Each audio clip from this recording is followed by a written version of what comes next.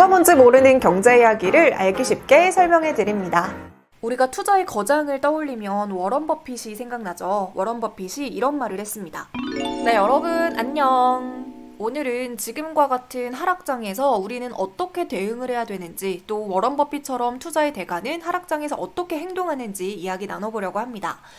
주말 사이에 뉴욕 증시가 폭락했습니다. 그 이유는 인플레이션과 물가 상승, 우크라이나 사태 등 온갖 악재가 얽혀 있어요. 뉴스 기사를 한번 같이 읽어보도록 할게요. 자, 지금 뉴스 제목을 읽어보니까요. 인플레와 우크라, 겹악재가 덮친 뉴욕 증시, 글루미 먼데이 되나? 라는 제목입니다. 이 부제목을 한번 살펴보니까요. 올림픽 기간 중에 우크라이나 침공 가능성이 제기가 됐고요. 또 미국의 설리번 보좌관의 언급에 증시가 급락했다고 합니다. 또 반도체 종목들은 10% 안팎의 곤두박질을 치는 모습이고요. 10년물 미 국채 수익률은 하락세로 돌아섰습니다. 이렇게 글로벌 증시와 채권에 삐뽀삐뽀 빨간불이 켜져 있는 상황인데요. 뉴스 기사 한번 읽어볼게요. 자, 러시아가 수일 내로 우크라이나를 침공할 것이라는 전망이 나오면서 글로벌 증시와 채권 시장에 빨간불이 켜졌습니다. 그동안 가파른 인플레이션 속에 미국 연방준비제도의 금리 인상 행보가 빨라질 것이라는 우려가 고조되고 있는 가운데 러시아가 베이징 동계올림픽 기간 중인 오는 16일 우크라이나를 침공할지도 모른다는 미 정보당국의 경고까지 겹치면서 불안감이 최고조에 오른 상태입니다. 자, 그래서 조금 더 자세히 살펴보니까요. 뉴욕 증시 지난주에 굉장히 요동치는 모습이었죠. 지난 11일에는 제이크 설리번 백악관 국가안보보좌관이 장마감을 약 2시간 앞두고 브리핑을 열었습니다. 이 브리핑에서 뭐라고 했냐. 러시아가 20일 베이징 동계올림픽이 끝나기 전에 우크라이나를 침공할 수도 있다라고 경고를 하면서 폭락을 했습니다. 특히 반도체 생산 핵심 부품인 네온과 팔라듐이 주로 우크라이나와 러시아에서 공급되는 것으로 알려지면서 반도체 종목들이 10% 안팎의 폭락세를 기록했는데요. 특히 우크라이나는 미국 반도체 공장에 필요한 네온의 80% 이상을 공급하고 있기 때문에 현재 반도체 관련주들도 폭락세를 나타내고 있는 모습입니다. 자, 채권 시장에서는 기준물인 10년 만기 미 국채 수익률이 하락했고요.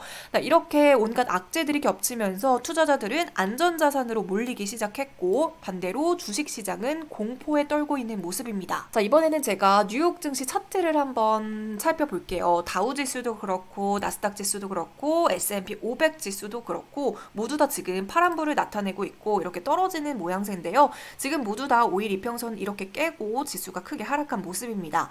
지금 시장 자체는 굉장히 불확실성이 도사리고 있는 모습이기 때문에 전저점 부근, 이렇게 저점, 이 저점 부근까지 지수가 떨어질 수 있다라는 거 여러분들께서 염두에 두시고 투자해 주셔야겠습니다. 자, 그럼 오늘 국내 증시는 어떤 모습일까요? 국내 증시 역시 지금 이렇게 떨어지고 있는 상황이고요. 코스피 같은 경우에는 오늘 장중에 2688선까지 떨어지는 모습을 보였습니다. 코스피 지수 역시 지금 전저점 부근까지 떨어질 가능성이 있다 이렇게 생각해 주셔야 될 것 같고요. 이어서 코스닥 차트도 살펴보겠습니다. 지금 코스닥 같은 경우 코스피보다 조금 더 심각한 모습이고요. 벌써 오늘 같은 경우에는 850선까지 코스닥 지수 이렇게 무너지는 모습을 보였습니다. 자, 지금 조금 더 자세하게 오늘 시장 동향을 한번 살펴보면요. 코스피 오늘 상승 종목은 150 종목밖에 되지 않지만 하락 종목은 754 종목입니다. 코스닥도 마찬가지로 오늘 상승 종목은 138 종목으로 굉장히 미미하지만 하락 종목은 지금 보시는 것과 같이 1300개가 넘는 종목이 하락세를 보이고 있어요.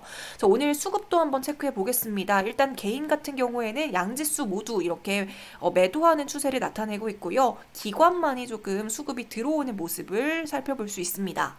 진짜 최근에는 단순히 주식시장에서 재미를 보고 있지 않다, 재미없다를 넘어서서 공포스럽기까지 한 것 같아요.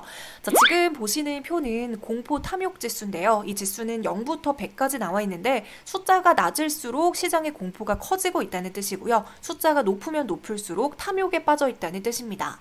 자, 시장이 좋을 때는 당연히 탐욕 지수가 높겠지만요. 지금처럼 시장이 좋지 않을 때는 공포 지수가 높게 나타납니다.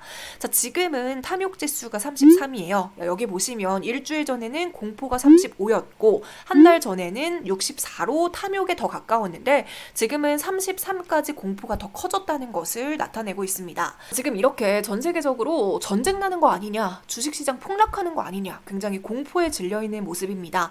자, 그럼 이런 상황에서 도대체 우리는 어떻게 해야 될까요? 자, 일단 첫 번째로는요. 우리나라뿐만이 아니라 세계적으로 시장이 좋지 않기 때문에 섣부르게 투자해서는 절대 안 되겠죠. 무조건 보수적으로 투자하시고 현금 확보를 하시는 게 가장 중요한 시기입니다. 확실하게 지수가 반등할 때 들어가도 절대 늦지 않으니까요. 굳이 지금은 오르고 있는 종목들을 애써 찾아내야 되거나 줍줍해야 되거나 이렇게 섣부르게 판단하지 마시고 무조건 보수적으로 행동하시기 바라겠습니다.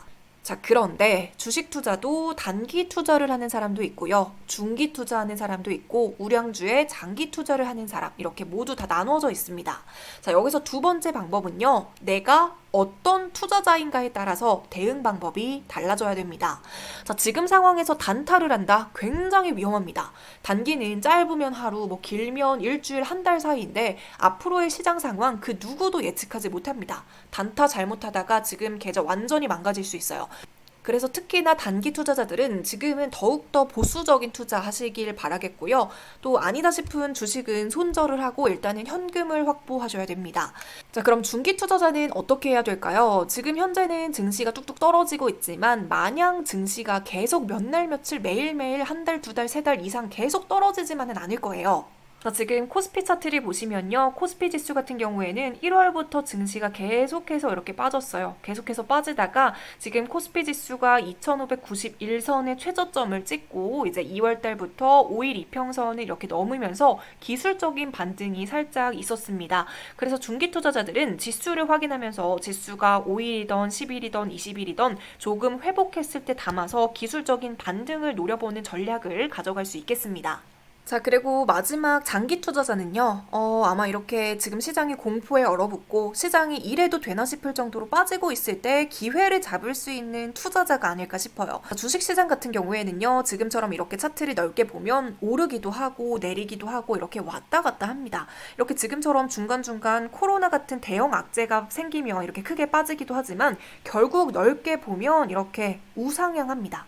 중간중간 이렇게 코로나와 같은 대형 악재가 터지면 이렇게 크게 빠지는 경우도 있지만요. 결국 넓게 보면 우리나라든 미국이든 주식시장은 이렇게 우상향하고 있어요. 언제까지 지수가 빠질지는 모르겠지만 1년 뒤에도 5년 뒤에도 10년 뒤에도 지금처럼 지수가 이렇게 계속 쭉쭉쭉쭉 떨어지지만은 않을 거란 말이죠. 5년 뒤, 10년 뒤에는 지금 이 순간들이 다시 역사가 되어서 차트 한 켠을 차지하고 있는 흐름의 한 순간이 되어 있을 겁니다. 우리가 투자의 거장을 떠올리면 워런 버핏이 생각나죠. 워런 버핏이 이런 말을 했습니다.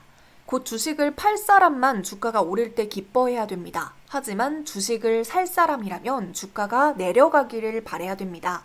시장 폭락으로 투자자 손실 발생이라는 신문기사 제목을 보면 그냥 웃길 바랍니다. 그리고 마음속으로 시장 폭락 때 안 사면 손실이지만 사면 이득이라고 고쳐서 읽으십시오.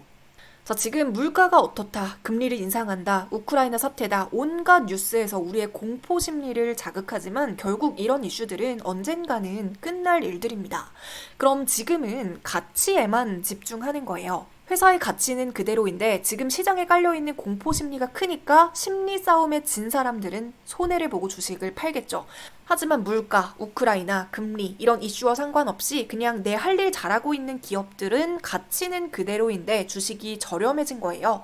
공포를 기회로 만들 수 있는 진짜 기회가 된 겁니다. 자, 그래서 우리는요, 악재가 일어나고 있는 경제 상황에서 그 기업의 단순한 시세가 떨어졌는지 아니면 가치가 떨어졌는지를 구분해 볼 필요가 있습니다. 자, 그리고 마지막으로는요, 앞선 제가 첫 번째, 두 번째 이야기했던 것보다 훨씬 더 중요합니다. 내가 할 수 있는 일과 할 수 없는 일을 구분하고 내가 할 수 있는 일에 집중하는 거예요. 물론 저 역시도 이론으로는 공포에 베팅을 하고 탐욕에 팔아라, 내가 투자한 기업의 인내를 가져라 이런 얘기들 다 알고 있어요. 하지만 막상 주식이 떨어지고 계좌에 마이너스가 생기면 당연히 기분이 안 좋습니다. 그냥 주식 접을까 이런 생각도 정말 많이 들어요. 하지만 우리가 할 수 없는 것은 정확히 언제 지수가 반등하고 정확히 언제 러시아 우크라이나 전쟁 위기가 언제 종결이 되고 이런 것들은 그 누구도 예언할 수 없습니다. 그럼 지금 할 수 있는 거는요, 과거의 역사를 돌이켜볼 수는 있어요. 역사는 계속해서 반복이 되잖아요. 공포에서 기회를 잡은 사람들이 보고 나중에 나는 다음에 꼭 기회를 잡을 거야 이렇게 결심을 하지만 지금과 같은 상황이 왔을 때 용기를 내는 사람은 생각보다 적습니다.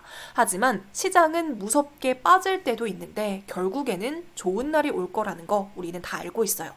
우리의 삶도 매번 나쁜 일만 생기지는 않아요. 그리고 내가 이건 진짜 내 인생의 최악의 사건이야 라고 규정했던 일들도 나중에 다시 돌이켜보면 그래도 그 사건 덕분에 내가 지금 이렇게 성장하고 변화할 수 있었어. 이런 경우들 정말 많거든요. 제가 말하는 것은요, 지금 주식이 빠지니까, 지금 공포니까 주식을 담으세요. 이 말을 하는 게 아니에요. 위기에서도 기회를 발견하는 마음가짐을 갖는 것을 궁극적으로 이야기하고 싶습니다. 자, 그래서 우리가 지금 해야 되는 일은요, 공포스러운 뉴스 기사 읽으면서 벌벌 떨고 하루 종일 내 계좌 살펴보고 있는 것이 아니라요, 오히려 지금은 공부를 할 시기예요.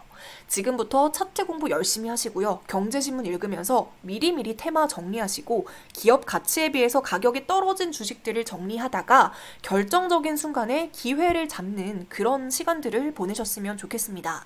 자, 그리고 주식 공부보다 어쩌면 더 중요할 수 있는 멘탈 관리도 잊지 말아주세요. 자, 주식은 어떻게 보면 심리 싸움이기도 하잖아요. 내가 시장을 이길 수는 없지만 그래도 나와의 심리전에서 져서 뇌동매매를 하고 손절할 종목이 아닌데도 손절해서 손해를 보고 이러면 안 되는 거잖아요. 자, 그래서 이렇게 생각을 하셨으면 좋겠어요. 주식을 하면서 내가 삶에서 어떤 상황에서도 평정심과 여유를 찾는 방법을 수행한다 라고 생각하면서 멘탈 관리도 잘 하셨으면 좋겠습니다. 자, 그리고 멘탈이 흔들리는 경우는 크게 몰빵을 했거나 신용을 쓰는 경우 더욱더 판단력이 흐려질 수 있기 때문에 신용으로 주식 절대 하지 마시고요. 내가 감당할 수 있는 범위에서 주식을 차근차근 시작해 보시길 바라겠습니다. 저의 뭐가 뭔지 채널은요, 뭐가 뭔지 모르는 경제 이야기를 쉽게 알려드리기도 하지만요, 이렇게 힘든 상황에서 우리 같이 열심히 이겨낼 수 있는 방법들을 함께 찾아가 보기도 하니까요, 여러분들 이런 시기에 같이 힘내셨으면 좋겠습니다. 공부하시다가 어려운 내용이 있으면 언제든지 댓글 남겨주시고요. 오늘 영상도 도움이 되셨다면 구독과 좋아요 버튼 꾹 눌러주시고 여러분들 이번 주도 즐거운 한 주 보내셨으면 좋겠습니다. 주식시장과 상관없이 내 마음은 언제든지 맑음으로 만들 수 있는 거니까요. 더 많이 웃으시고 더 긍정적인 말들 많이 하는 한 주 보내셨으면 좋겠습니다. 네, 그럼 오늘 영상은 여기서 마무리할게요. 안녕.